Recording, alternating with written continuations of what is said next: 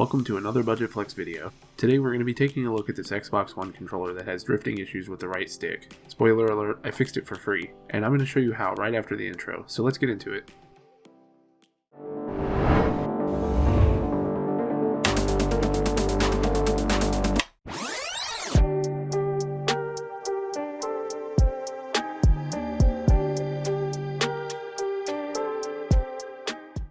So to start things off, I should mention that drifting issues can be caused by all sorts of things, and most of the time it's just best to replace the whole analog stick assembly.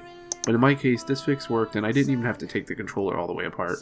So hopefully this can help someone else with a similar issue.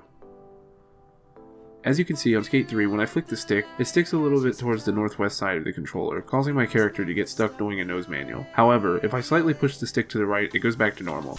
The tools you're going to need are a Torx T8 screwdriver and a plastic pry tool. I can highly recommend this $13 Hyper Tough set from Walmart. You're also going to need some super glue. I tried using hot glue once, but it only lasted for about a month or so. To take apart the controller, we're going to start by taking the battery out.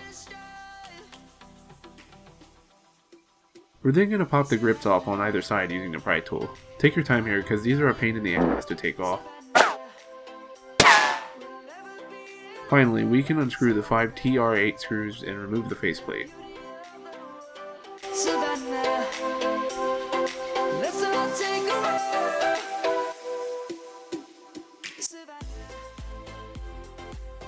Now we can pop the analog stick off of the assembly, and now you can get a good look at the issue I'm having.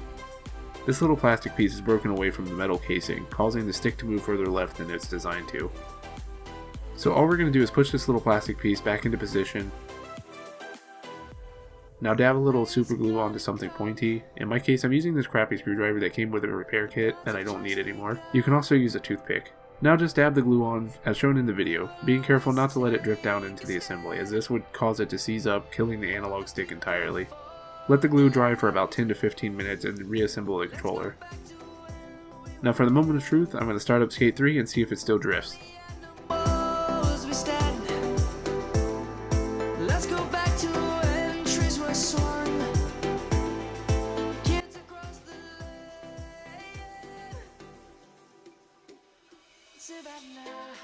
Well, there you have it. I hope this video helped you get your controller working again. And if it did, be sure to let me know by leaving a like and commenting down below. If you're into DIY projects and 3D printing, be sure to check out my channel. And if you like what you see, consider subscribing and hit that bell icon so you won't miss any future videos. I hope everyone's having an awesome day. Later! Savannah,